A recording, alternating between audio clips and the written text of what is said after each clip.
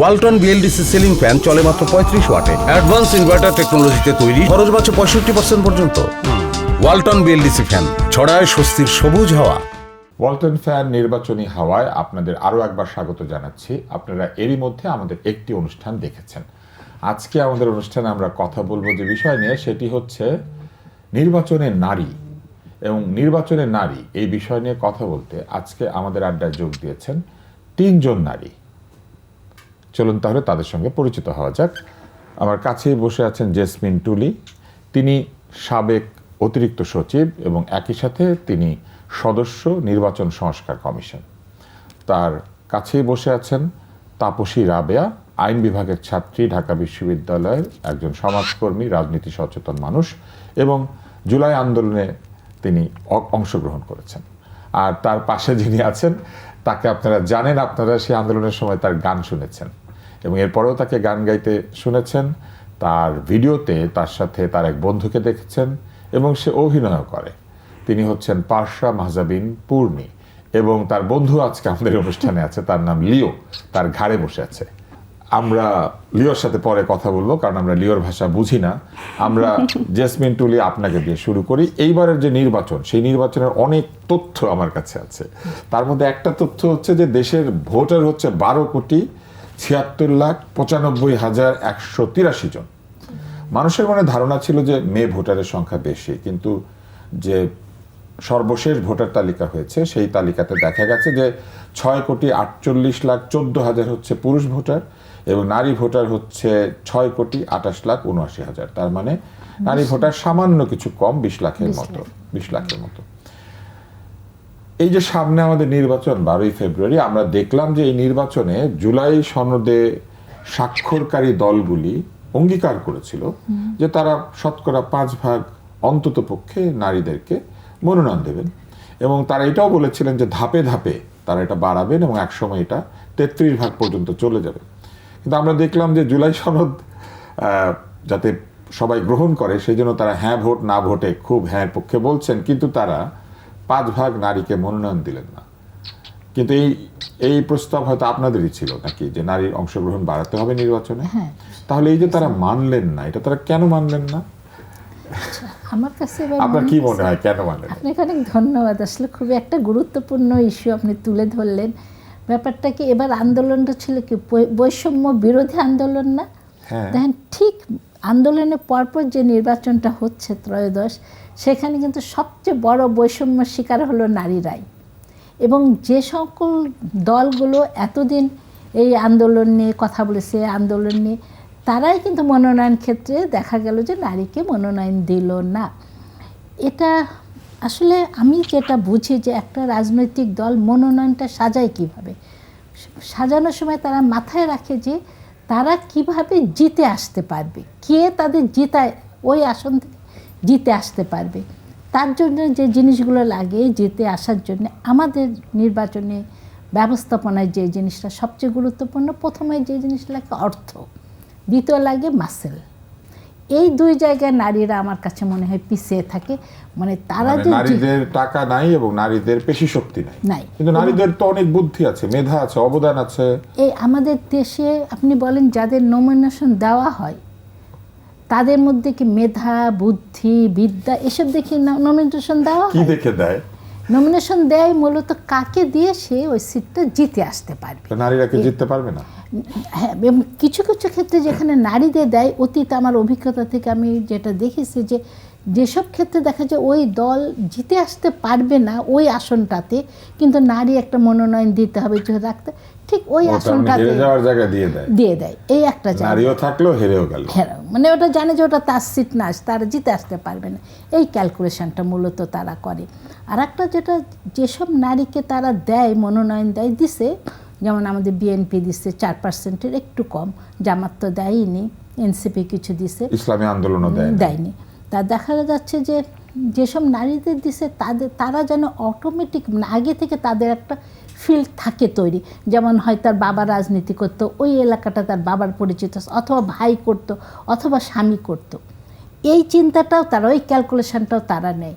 আসলে আমার কাছে মনে হয় কি নির্বাচন খুব একটা জটিল সমীকরণ তারা রাজনৈতিক দলগুলো করে। এবং তার মানে সংস্কারের সময় আপনারা যে চিন্তা করেছেন আর রাজনীতিবিদদের যে চিন্তা, দুইটার মধ্যে তফাৎ আছে। অনেক অনেক বেশি তফাৎ। কিন্তু আপনার মতো একজন নারী সংস্কার করতে পারেন কিন্তু নির্বাচন করতে পারবেন না, এটা কেমন মানে যুক্তি?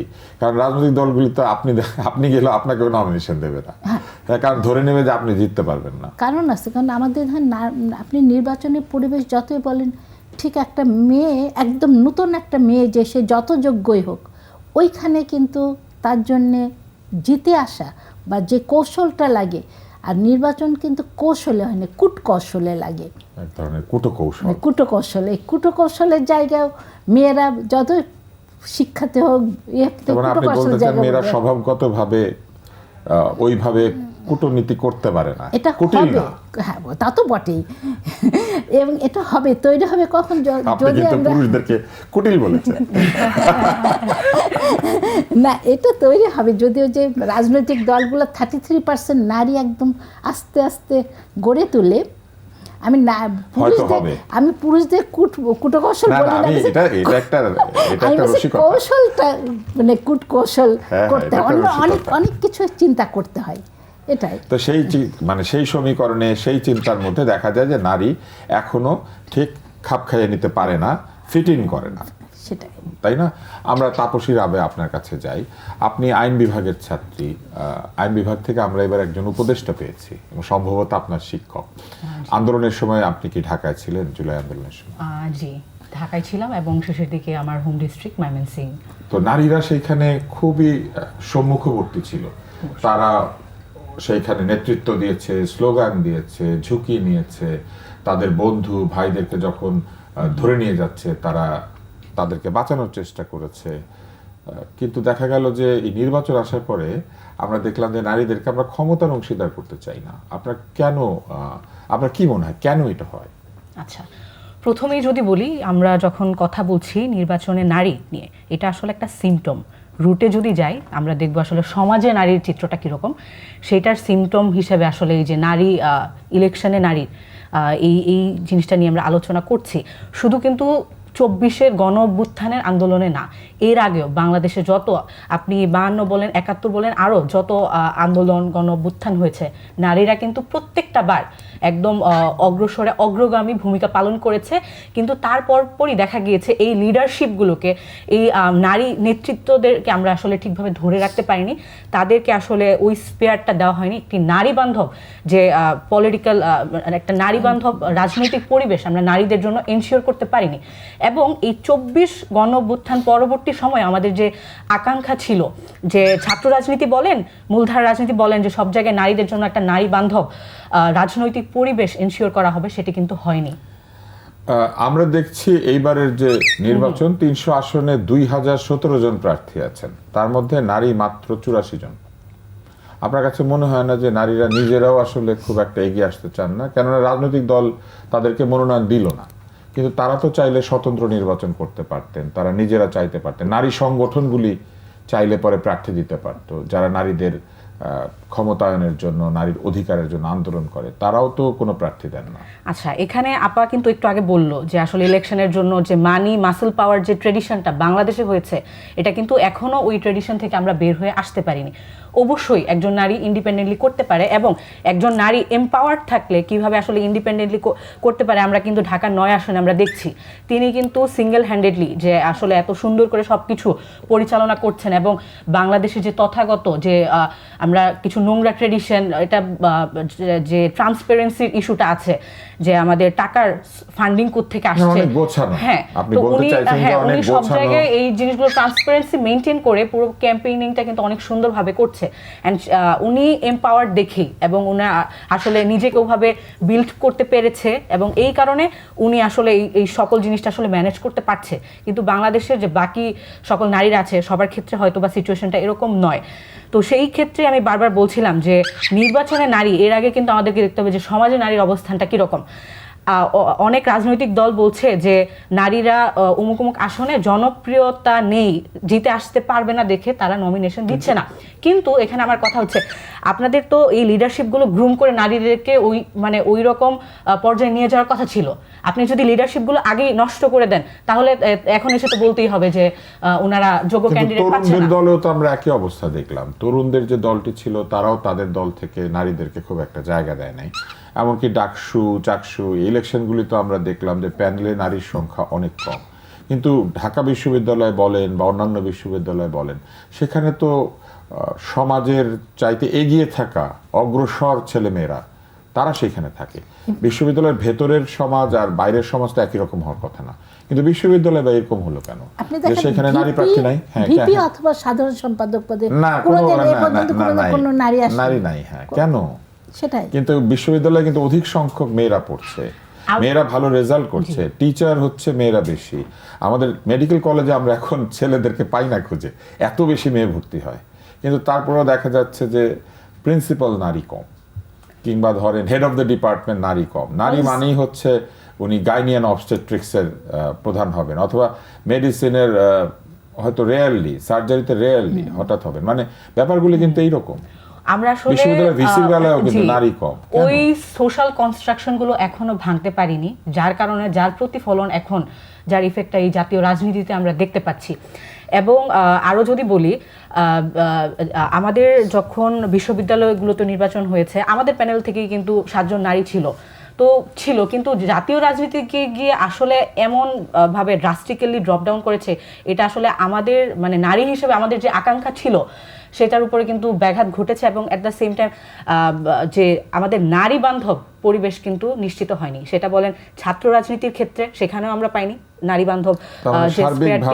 সার্বিকভাবে নারীর সংখ্যা বেড়েছে, গুণগতভাবে তারা অগ্রসর হয়েছেন, কাজের ক্ষেত্রে এগিয়ে গিয়েছেন, কিন্তু ক্ষমতা পাওয়ার ক্ষেত্রে তারা এখানে নারীদেরকে আসলে সিস্টেমেটিক্যালি বিভিন্নভাবে ওই লিডারশিপ জায়গাগুলোতে মার্জিনালাইজড করে দেওয়া হয়। আরো যদি আরেকটা জিনিস বলি, যে আমরা নারীরা যখন ভোকাল হয়ে কথা বলি, আমাদেরকে কিন্তু অনেক মানে সাইবার হ্যারাসমেন্ট এবং বুলিং এর শিকার হতে হয়।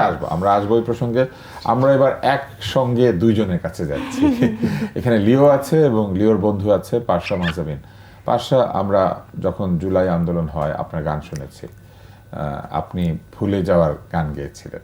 হ্যাঁ, এটা এক ধরনের বেদনার গান ছিল আসলে।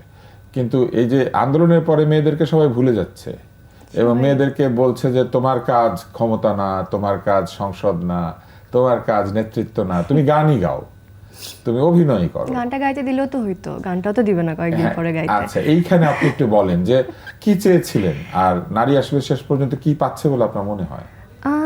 যেই দেশে বেগম রোকেয়ার ছবিতে কালি মেখে সেখানে স্লাট শেমিং করা হয়, সেই দেশের মানুষের থেকে আমি এর থেকে বেশি এক্সপেক্ট করি না। বদলাতে হবে না? আপনারা তো বদল চেয়েছেন। বদল চেয়েছি, এখন লিও বদল চায়। বদল লিও তো একটা ছেলে। হ্যাঁ, এই অনুষ্ঠানে 2 জন ছেলে আছে, লিও আর আমি। বাংলাদেশের মানুষ আসলে এখন দুই ভাগে বিভক্ত যদি বলি। এক হচ্ছে যারা একদমই নর্মাল, আমার আপনার মতো মানুষ, যারা নর্মালভাবে সব কিছু চালিয়ে যেতে চায়, ফেমিনিস্ট বা ফেমিনিজমকে সুন্দরভাবে ধারণ করতে পারে, নারীকে শত্রু মনে করে না, অন্তত শত্রু মনে করে না। আরেক হচ্ছে টোটালি অ্যান্টি ফেমিনিস্ট। অ্যান্ড এখানে বাংলাদেশে এই ওয়ার্ডটা এতটাই পচে গেছে এখন যে আমি যদি বলি আমার ফেমিনিস্ট, সেটাকে খুব বাজেভাবে দেখা হবে। হ্যাঁ, অথচ এই ফেমিনিজমের জন্যই কিন্তু বাংলার নারীরা আজকে পড়াশোনা করতে পারছে। তারা আজকে এই যে একটা কি বলে, প্রসূতি মহিলা যখন হচ্ছে বাচ্চা দিবে, তখন তার ছেলে ডাক্তার খুঁজে না, তারা তো মেয়ে ডাক্তার খুঁজে গিয়ে, তাই না? সো নারীদের জন্যই কিন্তু হচ্ছে, নারীরা পড়াশোনা করতে পেরেছে এই ফেমিনিজমের জন্য, অথচ তারা এখন এটাকে অস্বীকার করে। এবং আমার মনে হয় নারীদের এই যে পিছিয়ে আসার বিষয়টা, বাংলায় নারীদের যে এত অপমান, বা আমার মনে হয় যে নারীরা এটাতে সব থেকে বেশি দায়ী। আপনি দেখেছেন আপনি যেটা চায় না বলে পায় না, আপনি সেটা বলছেন, নাকি নিজেরা এগিয়ে আসছে না বলে পায়? নারীরা নিজেদেরকে খাঁচায় বন্দি করে রাখতে চায়। কিন্তু আপনি তো লিওকে খাঁচা থেকে মুক্ত করলেন, একটা ছেলেকে খাঁচা মুক্ত করেছেন। না, আমি এখানে নারী বলছি, আমি তো লাইক 100% নারী তো আর বলি না, একটা পোরশন কে বন্দি বলছি। অবস্থাকে তারা মেনে নিয়েছে এবং এটাকে তারা মানে এমব্রেস করে, দে লাইক ইট সামটাইমস। কেউ এখানে যদি একটা জিনিস অ্যাড করি, একজন জামাত নেত্রী কিন্তু বলেছেন যে নারীরা নেতৃত্বে আসতে পারবেন না এবং তারা এটা মেনে নিয়েছেন, they are happy and okay with that. কেউ মেনে নিলে তো আমরা বাধা দিতে পারি। এক্স্যাক্টলি, উনি কিন্তু কিন্তু যারা একজন মানে না- নারী হয়ে এই মন্তব্যটা করেছেন এবং এটা এন্ডোর্স করেছেন। এবং শুধু এটাই না, যে আরো সাধারণ যারা নারীরা আছে তাদের মধ্যেও যে আসলে ধর্মকে পুঁজি করে যে একটা ভণ্ডামি, যে ধর্মকে পুঁজি করে যে ব্রেন ওয়াশিং এর যে ব্যাপারটা চলছে, যে দাঁড়িপাল্লায় ভোট না দিলে তার ঈমান থাকবে না। আমি আপনার সাথে একটা তর্ক করি। তারা তো মেনে নিয়েছেন, এবং যেহেতু তারা মেনে নিয়েছেন, তারা তো এটাকে পুঁজি করে করা হয়েছে বলে মনে করছেন না, তারা এটাকে যুক্তিসঙ্গত মনে করছেন। কিন্তু এইখানে অন্য একটা প্রশ্ন আছে, সেটা হচ্ছে যে এই যে মেনে নিয়েছেন, তাদের মেনে নেওয়াকে আমি বাধা দিতে চাই না, কিন্তু আপনি মেনে না নিলে যে বাধার সম্মুখীন হন, মানে আমি মানি না এটা বললে কিন্তু আপনাকে তারা বাধা দিবেন। আপনি এইটাকে কিভাবে দেখেন? উনি মেনে নিয়েছেন তাতে কোনো আপত্তি নাই, কিন্তু আপনি যদি বলেন যে আমি মানি নাই, তারা কিন্তু আপনাকে আক্রমণ করে। হ্যাঁ, এবং আক্রমণের এইটাকে শিকার আপনি তো কিভাবে হয়েছি। দেখেন? আমরা নারীরা প্রতিনিয়ত, মানে যারা ভোকাল এই ইস্যুস গুলো নিয়ে কথা বলি, আমাদের উপরে আসলে কি পরিমাণের সাইবার হ্যারাসমেন্ট হয়, ইউ হ্যাভ শুধু নো কি আইডিয়া। সাইবার হ্যারাসমেন্ট হয়? আমরা তো রিল দেখেছি, রাস্তাতেও আক্রমণ হচ্ছে, বাজে কথা বলা হচ্ছে, পোশাক নিয়ে খারাপ কথা বলা হচ্ছে। পোশাকের কারণে একজন খারাপ কথা বলে জেলে গিয়েছিল, বের হওয়ার পরে তাকে ফুল দিয়েছে। তো এই যে পরিস্থিতিটা, আপনি কি কখনো হতাশ হয়েছেন পাশা, যে আপনি কি ভেবেছিলেন যে নতুন বাংলাদেশে এরকম ঘটতে পারে? আমি আসলে গত 1.5 বছর ধরে অনেক হতাশ। 1.5 বছর মানে একটা দিনও আমি হতাশ ছাড়া জীবন কাটাইনি। কিন্তু আপনার গানে তো সেটা বোঝা যায় না, আপনার হাসিতেও বোঝা যায় না, আপনার অভিনয় অবশ্য বোঝার কারণ না, অভিনয় তো স্ক্রিপ্টেড। আপনার কাছে আরেকটা প্রশ্ন করি, আপনি আসলে এই নির্বাচনের কাছে কি আশা করছেন, যে নির্বাচনের পরে নারীর অবস্থার কি কোনো উন্নতি হবে? এটা আসলে একটা 50-50 অবস্থায় দাঁড়িয়ে আছে অ্যাট দিস পয়েন্ট, বিকজ একটা দল, যেটা আপনি দেখতেই পাচ্ছেন যে ওরা চাচ্ছেই না নারীরা আসুক সামনে, অ্যান্ড এটা আজকে হয়তো অল্প দিয়ে শুরু করছে তারা, যত দিন যাবে এটাকে আরো আরো আরো আরো বেশি বাড়াবে। চাওয়ার অধিকার আছে, না চাওয়ার অধিকারও আছে, কিন্তু যারা চায় সেই নারীদের তো সম্মান পাওয়ার অধিকার আছে, মানে যারা চায় মুক্ত থাকবে, স্বাধীন থাকবে। এক্স্যাক্টলি, এটাই আমার পয়েন্ট, যে যারা থাকতে চায় না মানে নেতৃত্বে, বা যারা ঘরে থাকতে চায়, দে ক্যান ডু ইট, তাতে কোনো প্রবলেম নাই, but they don't represent all the women in the মানে কান্ট্রি, না? সো তারা তো রিপ্রেজেন্ট করে না আমাদের সবাইকে। আমরা তো অনেক ধরনের মানুষ, মেয়েদের মধ্যেও তো অনেক মানে ভাগ আছে, যদি বলিও ভাবে। কেউ চায় একদম মানে ঘর সংসার করবে, নিজের মতো থাকবে, আই অ্যাপ্রিসিয়েট দ্যাট, কোনো প্রবলেম নাই তাতে। বাচ্চা কাচ্চা হবে, ঘর সংসার করবে, সুন্দর করে জীবন কাটাবে, আই অ্যাপ্রিসিয়েট দ্যাট। আবার কেউ যদি চায় যে তার ক্যারিয়ার গুছাবে, বাচ্চা কাচ্চা নিবে না, আই অ্যাপ্রিসিয়েট দ্যাট টু। কিন্তু এই যে ভিন্ন মতকে আমরা নিতে পারি না, এই জিনিসটার জন্য বাংলাদেশের আজকে এই অবস্থা। নারীরাও পিছিয়ে যাচ্ছে বা আটকে রাখা হচ্ছে এইভাবে। জেসমিন টুলি, আমরা চেয়েছি সবসময় আইন করে, সংস্কার করে, বাধ্য করতে, যেমন এই জুলাই সংস্কার বা জুলাই সনদও কিন্তু এটা এক ধরনের বাধ্যতামূলক, যে গণভোট হবে, 5% রাখতেই হবে, তারপরে ধীরে ধীরে বাড়বে। কিন্তু এই কতদিন আমরা বাধ্য করার চেষ্টা করবো? পরিবর্তন আনার উপায় কি, যে নিজে থেকেই তারা চাইবে? না, এটা তখনই রাজনৈতিক দলগুলো যাবে যখন আমাদের সমাজ এবং আমাদের পরিবার, আসলে এটা পরিবার থেকে প্রথমে আসতে হবে। দেখেন, মধ্যবিত্ত ফ্যামিলির কয়টা মেয়েকে বাবা মা দুইজন মিলে চায় যে তার মেয়েটা রাজনীতিতে যাক?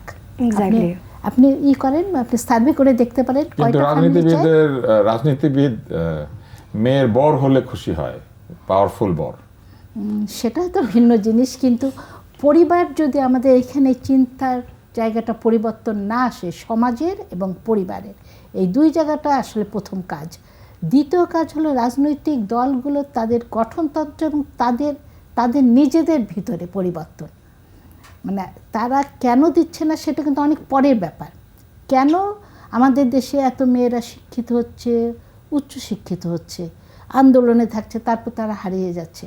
কয়টা মেয়ে ধ্যান সার্ভিসে আসছে, কয়টা মেয়ে জীবনের শেষ মুহূর্ত পর্যন্ত ফাইট করে টিকে থাকে? অর্ধেক পথে অনেক মেয়ে কিন্তু চলে যায়, বিয়ে হয়েছে, হাজব্যান্ডের সাথে বিদেশে বেরোচ্ছে, বাস চলে গেল, তারপর কিন্তু সে মেয়েটা আর কোনো সময় দেখা যায় না, কর্মক্ষেত্রে এভাবে সে আসেন। এইগুলো সবগুলো হয় কিছুটা, দেখেন আমরা যদি 73-তে দেখি 1%-এর নিচে ছিল মেয়ে নমিনেশন, তারপরে প্রায় 1.5 দশক পরে 88 পরে এসে তারপর 2% 2001-এ, তারও পরে এসছে ধরেন 14 সালে 18 সালে এসেছিল 5%, তারপরে 96-এ ওখানে এসেছিল 3%, আবার 18 সালে আসলো প্রায় 5%-এর কাছাকাছি এদিক ওদিক, আবার 24 সালে কিন্তু 4-এ নামছে, আবার এবার 4-এ এখন আবার নেমে নেমে গেছে, গেছে। 4-এ নামছে। তার মানে একটা বৃত্তের মধ্যে নারী ঘুরপাক খাচ্ছে, অন্তত নির্বাচনের বেলায়। নির্বাচনে সেই জন্য যে ইলেকট্রাল রিফর্মস কমিশন বলেছিল যে 100টা আসন নারীদের জন্য ছেড়ে দাও, এই 300-র মধ্যে 300 প্লাস 100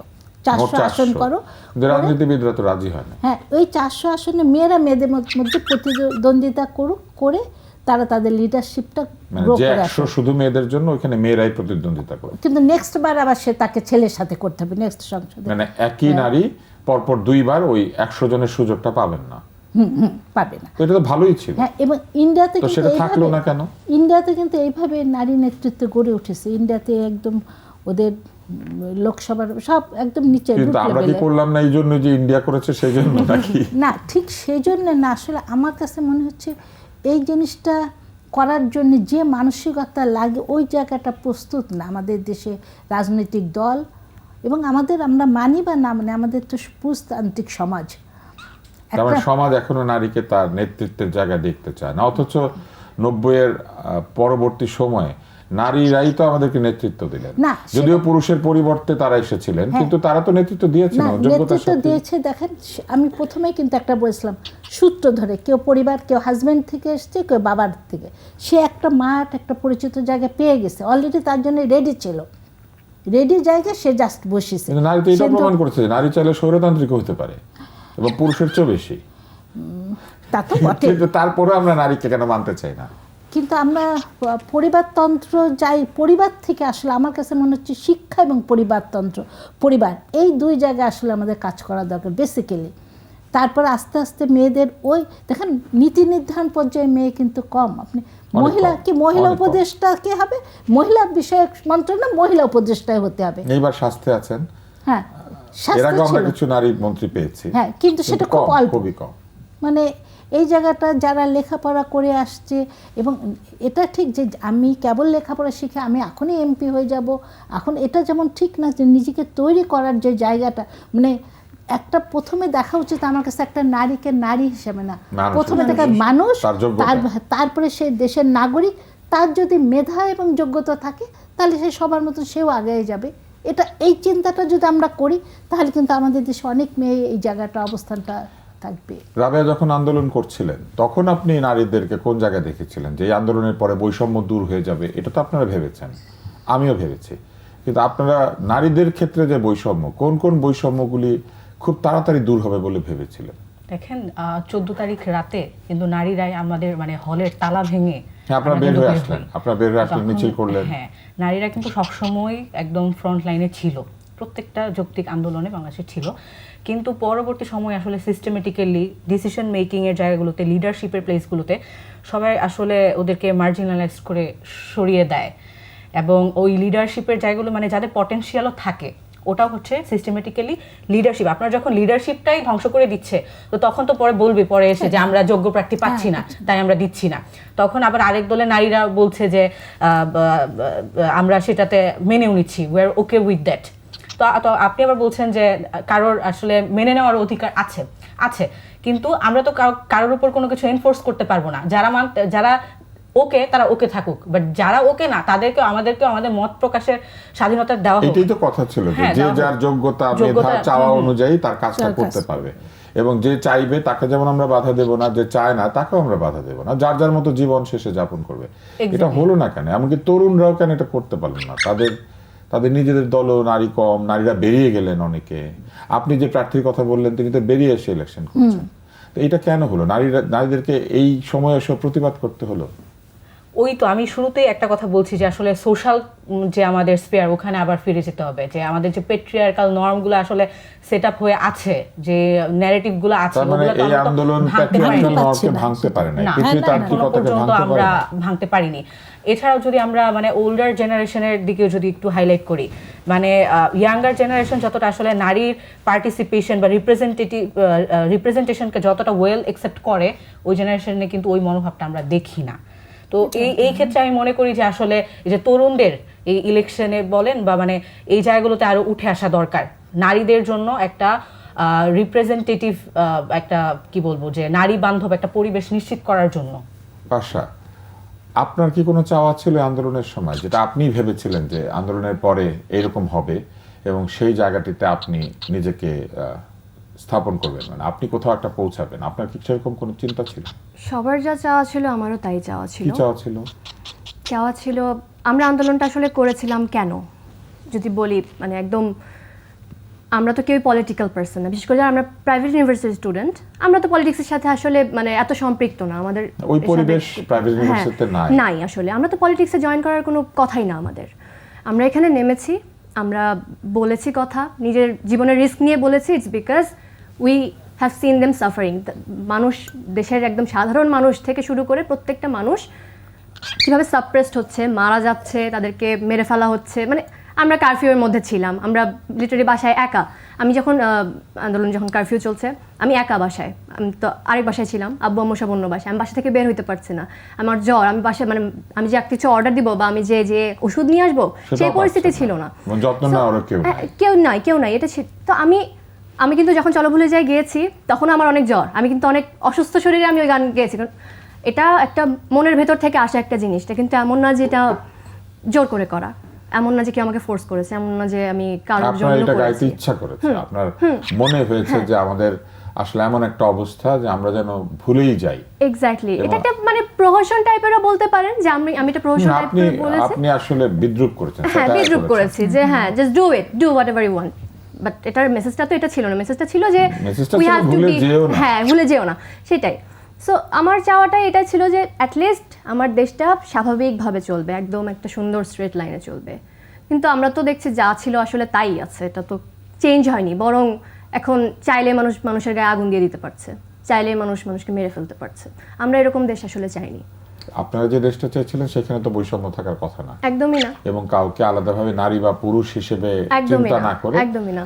সমান সুযোগ, And আরেকটা সমান জিনিস চিন্তা বলবো, করার কথা। ইলেকশন কি এটা দিতে পারবে বলে আপনি মনে করেন? সামনে তো নির্বাচন আছে। ওই যে বললাম 50-50 চান্সেস, বিকজ ইলেকশনের এখন যে তারপরে মেইন, আপনি ভাবছেন যে দুটি প্রতিপক্ষ আছে তার মধ্যে একটি পক্ষ নারীর পক্ষে, আরেকটি পক্ষ নারীর পক্ষে না। একটি পক্ষ নারীর পক্ষে কিনা আমি সেটা নিয়ে কিছু বলতে চাই না, তবে একটি পক্ষে যে নারীর বিপক্ষে সেটা আমি বলতে পারি। হ্যাঁ, সো আমি বলবো লিও বলেছে, এটা কি হ্যাঁ নাকি না? when you are the leader, যেই আসুক যেই হোক, when you are the leader of the whole country, না? বাংলাদেশ একটা সেকুলার কান্ট্রি, বাংলাদেশে অনেক ধরনের মানুষ আছে, অনেক ধর্মের মানুষ আছে। সবার কথা চিন্তা করে ইউ আর দ্য লিডার, না? সবাইকে আপনি রিপ্রেজেন্ট যেন করতে পারেন, সবার জন্য যেন সমান অধিকার আপনি দিতে পারেন, এটা আপনার দায়িত্বের মধ্যে পড়ে। সেখানে যদি আপনি নিজের আইডিওলজি দিয়ে সব কিছু বিচার করেন, বাছবিচার করেন, সেখানে নারীও জায়গা পাবে না, সেখানে আপনি ভালো কিছু আশা আসলে করতে পারবেন না। দেশের প্রত্যেকটা মানুষকে তো আপনি তাহলে রিপ্রেজেন্ট করলেন না, যদি না আপনি নিউট্রাল হলেন। তার মানে আপনি বলছেন যে সামনে যারা সরকার গঠন করবেন তাদেরকে বিবেচনা করতে হবে যে সব নাগরিকই তার নাগরিক, এবং সব নাগরিকের জন্যই তিনি ক্ষমতায় অবশ্যই গিয়েছেন। তাই। ফলে নাগরিকদের যে আকাঙ্ক্ষা, সেই আকাঙ্ক্ষার ক্ষেত্রে সিলেক্টিভ হওয়া যাবে না। একদমই না, সিলেক্টিভ অর্থাৎ হওয়া আপনি যাবে গান না। গাইতে চাইলে আপনাকে গান গাইতে দিতে হবে, দিতে হবে, যে আর কেউ চাবে না যদি সে চাবে না, করবে না, যে চাইবে না, সেটাও সে তাকে গাইবে না। সেই ফুল হ্যাঁ। ফ্রিডম দিতে হবে যে সে করতে চায় না। যার বাড়িতে হারমোনিয়াম থাকবে, আর যার বাড়িতে হারমোনিয়াম থাকবে না। এক্স্যাক্টলি। আমরা তো সবাই বাংলাদেশের কিন্তু নাগরিক, আমরা কি সেই সবাই তো- সমাজের দিকে এগুতে পেরেছি? হতাশা নিয়ে বলতে হচ্ছে না, তবে কিন্তু এটা কি সম্ভব? আমরা পাবো? সম্ভব যদি যে অ্যাকচুয়ালি মানে যারা অ্যাকচুয়ালি পাওয়ারে আসবে তারা যদি নিউট্রাল হতে পারে, এটা অবশ্যই সম্ভব, সে যেই দলে আসুক। একটা দলে যিনি প্রধান আপনার মতো পাখি পছন্দ করেন, বিড়াল পছন্দ করেন, আপনার কি মনে হয়? হ্যাঁ, ওদেরও তো অধিকার আছে। আপনার কি মনে হয় যে ওই দিকে বেশি বন্ধু, এই দিকে কম বন্ধু, এরকম কিছু? তা তো না। আপনার কি মনে হয় না যে এই দলগুলি চাইলে তাদের মনোভাব পরিবর্তনও করতে পারে, বা পরিবর্তন করানোর ক্ষেত্রে নাগরিকদের একটা ভূমিকা আছে? দুটো দলই পারে, যদি চায়। আমি বললাম তো, যেই দলই আসুক সেই দলই যদি নিউট্রাল থাকে, এভরিথিং উইল বি ফাইন। আচ্ছা, আপনি যেই দলটির কথা আসলে বলছেন, আমরা কিন্তু সেই ক্ষেত্রেও দেখেছি সদিচ্ছার অভাবই আমি বলবো, তারা হ্যাঁ, আপনি কিন্তু মাত্র বলেন, সমালোচনা করেন। 10 জন নারীকে মনোনয়ন হ্যাঁ, দিতে দিয়েছে, পারেন নাই। এখন দিতে পারেনি। মজার ব্যাপার কি জানেন, তাদের বক্তব্য হচ্ছে যে আমরা অনেক যোগ্য পাই না, কিন্তু আমরা তো চেষ্টা আমি করেছি। এই জায়গাতেই বারবার ফোকাস দিচ্ছিলাম যে আপনি আগেই যখন লিডারশিপ আর জায়গাগুলোতে আরেক দল আসলে তো বলেছে ধ্বংস করে যোগ্য দিচ্ছেন। হলেও দিব না, মানে দুইটাই হ্যাঁ, বক্তব্য। এবং ডিসিশন মেকিং রোলগুলোতে আগেই আপনি সাইডলাইন করে দিচ্ছেন, তো পরে লাস্ট সময় এসে তো আপনি বলবেনই যে আমার যোগ্য প্রার্থী নেই। তো ওই জায়গায় আপনারা আপনার কাছে ভ্যাকুয়াম আসে। ক্রিয়েট করে দিচ্ছেন। আসলে ভাই যেটা হচ্ছে যে যারা মনোনয়ন পেয়েছে আপনি দেখেন ম্যাক্সিমামই কিন্তু ফ্যামিলি ব্যাকগ্রাউন্ড তাদের ওইটা ছিল, রেডি ছিল ফিল্ড। আপনি মূল জায়গায় আসেন ক্ষমতা তার মানে জিতে। কারণ তারা হচ্ছে আসলে এক ধরনের সাবস্টিটিউশন, এবং তাই আমরা না? তো হ্যাঁ। পরিবার আসল তিনি নাই কোনো কারণে, কিন্তু ক্ষেত্রটা প্রস্তুত আছে। প্রস্তুত আছে। আবেগ হোক কিংবা পারিবারিক তাই না? ঐতিহ্য হোক কিংবা সম্পদের প্রাচুর্য হোক কিংবা ওই যে আপনি যেটা বলেন মাসেল এন্ড আদার থিংস হোক, ওগুলার তৈরি ছিল। তৈরি ছিল। সুতরাং ওইখানে পরিবারের একজনকে দিয়ে দেওয়া হয়েছে, এটা আপনি বলছেন। এবং বিএনপি তো অনেক বড় দল হিসাবে দেখেন তাদের কিন্তু তৃণমূলে অনেক মেয়ে ছিল, অনেক নারী ছিল কিন্তু, এবং মাঠে কাজ করা নারী ছিল। তারা হ্যাঁ, ইচ্ছা এমনকি করলে আগে নির্বাচিত হয়েছেন এমন হ্যাঁ, নারীও ছিল। এমনও ছিল, মানে আরও কিন্তু বাড়াতে পারতো। মানে এমন হতে পারতো যে বিএনপি এই একটা সুযোগ হারাইছে আমার কাছে মনে হয়, সে একটা আদর্শ দল হিসেবে সামনে চলে আসতে পারতো, নারী বান্ধব দল যদি হেরেও হিসাবে যেত আরো কিছু নারীকে দিলে সেই নারীরা এগিয়ে আসতে পারত। এগিয়ে আসতে পারতো, মানে যেটা আমাদের জন্য অন্য দলও সেখান থেকে অনেক কিছু শিখতে পারতো, বা দেশের মানুষের একটা আশার জায়গাটা তার পূরণ করতে পারতো। কিন্তু 5% এগ্রিমেন্ট করার পরও যদি কেউ না দেয়, ওই পর্যন্ত না দেয় 5%, দেখেন 10, ওইটা নিয়ে খুব হ্যাঁ, কেউই 10% দিল না, নিয়ে আমরা কিন্তু এটাই অবাক হয়েছি। আমরা যেমন 10% নিয়ে আপনি দেখেন টানাটানি যে, করছিলাম। খেলাফত মজলিস হ্যাঁ। 33টি আসনে প্রার্থী দিয়েছে, কোনো নারীকে দেয় নাই। ইসলামী আন্দোলন কোনো নারীকে দেন নাই। ওনারা এটাও বলেছেন যে তারা নারী থাকলে সেখানে যেতেও চান না। তারপরে বিএনপি দিয়েছেন 10 জনকে, এনসিপি দিয়েছেন 2 জনকে, তাদের 30টি আসন আছে। বিএনপি 287টি আসনের মধ্যে 10 জনকে, আর জামাত 224টি আসনে কাউকে দেন নাই। ওনারা ঘোষণাও করে দিয়েছেন যে নারী তাদের দলেরও প্রধান হবে না কিংবা কখনো প্রধানমন্ত্রীও হবে না, এটা তারা বলে দিয়েছেন। তাদের মধ্যে তো নারী নেতৃত্বে আসতে পারবে না। হ্যাঁ, আসতেই পারবে না। নেতৃত্বে মানে প্রধান হিসেবে আসতে আমরা পারবে দেখলাম না, যে হ্যাঁ। বাম যারা রাজনীতি করেন তারাই বরং নারীর প্রতি একটু বন্ধুভাবাপন্ন। হ্যাঁ, বেশি দিচ্ছে। গণসংহতি আন্দোলন 18 জনের মধ্যে 4 জনকে দিয়েছে, যেটা অনেক বেশি, মানে 5%-এর চেয়েও বেশি। আর বাসদের 33 জন প্রার্থীর মধ্যে 5 জন 5 জন নারী, নারী। এটা সেই বেশি, হিসেবে প্রায় অনেক বেশি, 15%। 15%। এবং 51টি দল নির্বাচনে অংশ নিচ্ছে, 30টি দল কোনো নারী নারী দেয় নাই। দেয়নি। মানে এই দলগুলি ছেলেদের দল, এগুলো আসলে মেয়েদের দল না। আমার কাছে মনে হচ্ছে নারীদের রাজনীতিতে এগিয়ে দেওয়ার জন্য অনেক পৃথিবীর অনেক দেশ আছে কিন্তু পাবলিক ফান্ডিং করে। হ্যাঁ হ্যাঁ, এই জায়গাগুলো আইনের মধ্যে, তারপরে মনোনয়ন দেওয়ার ক্ষেত্রে বাধ্যবাধকতা করে দাও আইনের মধ্যে। আসলে শুরুটা একটু বাধ্যবাধকতা দিয়ে করতে হবে, নিজে থেকে কোনো দল এই কাজটা করবে না। তা যদি পাবলিক ফান্ডিং করা যায়, যেসব মেয়ের দরকার, একদম ভালোভাবে যে করার দরকার তাও না, এবং আমাদের যাতে গঠনতন্ত্রগুলোতে যে না তোমরা 10% বা 8% নারী তোমাদের মনোনয়ন দিতেই হবে, সে তোমরা যেভাবেই দাও, অথবা তোমরা ওই যে 100টা আসন নারীদের জন্য করো। আসলে নারীদের ব্যাপারটা হয় কি, এই যে ইলেকশন আসে আমরা খুব কথা বলি, নারীরাও কথা বলি, নারীবাদী সংস্থাগুলো সব কিন্তু সোচ্চার হয়ে ওঠে। যে ইলেকশন চলে যাবে তারপরে দেখবেন এই আলোচনাটাই থেমে যাবে। কিন্তু এই আলোচনাটা যদি 5 বছর থাকে, মানে সামনের ইলেকশন যেটা হবে, এর পরের ইলেকশনটা, সেই পর্যন্ত যদি এটা টেনে নেওয়া যায়, সেক্ষেত্রে কিন্তু সমাজের মানুষের মনস্তাত্ত্বিক জায়গাটা একটা হিট করা যায়, সেখানে তারা চিন্তার জায়গা করে। আজকে আমরা 3 জন অতিথি বলেছি, কিন্তু 4 নম্বর অতিথি একজন আছে, তিনি হচ্ছেন লিও। এবং লিও পুরো সময়টা ধৈর্য ধরে আমাদের সঙ্গে অনুষ্ঠানে ছিল। ও কি বুঝেছে জানি না, কিন্তু পাখিদের কোনো নির্বাচন হলে লিও প্রথমে ম্যানিফেস্টো বানাবে, তারপরে সবার কাছে যাবে এবং গিয়ে বলবে যে সে যদি জেতে তাহলে পাখিদের জীবনে কি পরিবর্তন আসবে। এবং বৈষম্যহীন একটি পৃথিবীতে লিওর মতো এরকম চমৎকার পাখি এবং কাক, 2টা পাখির মধ্যে কোনো পার্থক্য থাকবে না। পাখি হিসেবে তাদের যে অধিকার সব পাবে, তাই না? একদম। কিন্তু পাশা, আমাদের একটা অধিকার আছে, আমরা তো আপনার শ্রোতা, এবং আপনি কোথাও গেলে, ঢেকি যেমন স্বর্গে গেলেও ধান ভানে, আপনি পাখি নিয়ে গেলেও আপনাকে গান গাইতে হবে। হ্যাঁ, এটা সব জায়গায় করতে হয়, সব জায়গায় করতে হয় না? খুবই একটা ছোটবেলাতে ইভেন যখন আমি ক্লাসে, স্কুলে প্রত্যেক দিনই কোনো না কোনো টিচার আমার থেকে গান শুনতো তাই ক্লাসে। নম্বর বেশি দিত না? দিত? ও গান শোনার নম্বর বেশি পাওয়া যায়। পাশা কোনদিন নির্বাচনে দাঁড়ালে গান গাইবেন নিশ্চয়ই, গান গেয়ে গিয়ে ভোট চাইবেন? অবশ্যই। আমরা আজকের অনুষ্ঠান আপনাদের সবার অনুমতি নিয়ে শেষ করছি, কিন্তু পাশার গান শুনতে শুনতে আমরা এখন বাড়িতে যাব। আপনারা দেখছিলেন ওয়ালটন ফ্যান নির্বাচনী হাওয়া। আমরা এই অনুষ্ঠানে মজার আড্ডা দিয়েছি, কিন্তু যে আড্ডা দিয়েছি কখনো কখনো খুবই গভীর গুরুত্বপূর্ণ কথা এসেছে এবং বেদনার কথা এসেছে। বাংলাদেশে অর্ধেক জনসংখ্যা নারী, নারীরা সমাজের সব ক্ষেত্রে অবদান রাখছেন, শুধু নির্বাচন, ক্ষমতায়ন, ক্ষমতা কেন্দ্রিকতার যে রাজনীতি, সেইখানে আমরা নারীদেরকে সেইভাবে উপস্থিত হতে দেখছি না বা তাদেরকে থাকতে দেখছি না। এর পেছনে অনেক অনেক কারণ আছে। কারণ যাই থাক, সব কারণই দূর করা সম্ভব, এবং নারীদেরকে এগিয়ে আনার জন্য শুধু নারীরাই কাজ করবেন ব্যাপারটা সেরকম নয়। সমাজ ব্যবস্থাকে ঢেলে সাজাতে হবে, প্রতিষ্ঠানগুলিকে তাদের মনোভাব বদলাতে হবে, রাজনৈতিক দলের নেতৃবৃন্দকে এটা বুঝতে পারতে হবে যে যে কবিতায় বলা আছে অর্ধেক তার রানী আছে নারী অর্ধেক তার নর, সেই কবিতা মিথ্যা হয়ে যায় যদি শুধুমাত্র ছেলেরাই সব কাজ করতে চায় আর মেয়েদেরকে পাশে রাখতে না চায়, অথবা মেয়েদের পাশে দাঁড়াতে না চায়। কোনো মেয়েও নেতৃত্ব দিতে পারেন যেখানে পুরুষ তার পাশে দাঁড়াবেন। আজকে আমরা পাশার গান শুনতে শুনতে বিদায় নেব, এবং এই গানের মধ্যে দিয়ে আমাদের মন ভালো হয়ে যাবে, কেননা এই দিন দিন নয় আরো দিন আছে, এই দিনের নেব আমরা সেই দিনেরই কাছে। পাশা জন্ম আমার ধন্য হলো, জন্ম আমার ধন্য হলো মাগো, এমন করে আকুল হয়ে আমায় তুমি ডাকো।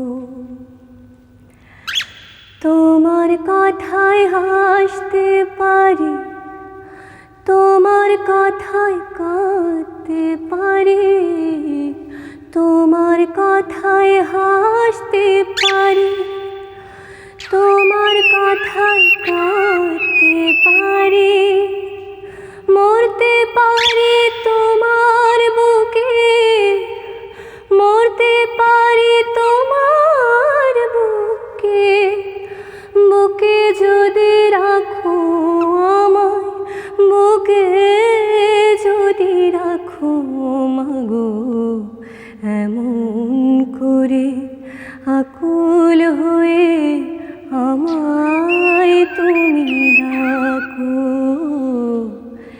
এমন করে আকুল হয়ে আমায় তুমি ডাকো। ওয়ালটন বিএলডিসি সিলিং ফ্যান চলে মাত্র 35 ওয়াটে। অ্যাডভান্স ইনভার্টার টেকনোলজিতে তৈরি, খরচ বাঁচে 65% পর্যন্ত। ওয়ালটন বিএলডিসি ফ্যান ছড়ায় স্বস্তির সবুজ হাওয়া।